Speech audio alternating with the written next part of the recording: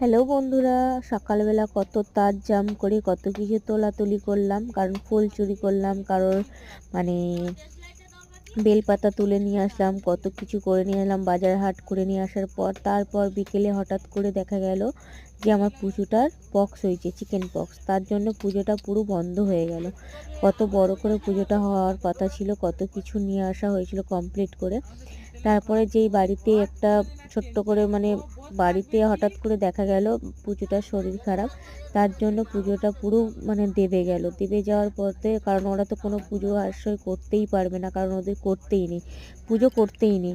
তার জন্য আমি আর একটা আমার মামি মিলে পুজোটাকে ছোট্টখাট্টো করে পুজোটাকে কমপ্লিট করার চেষ্টা করছি।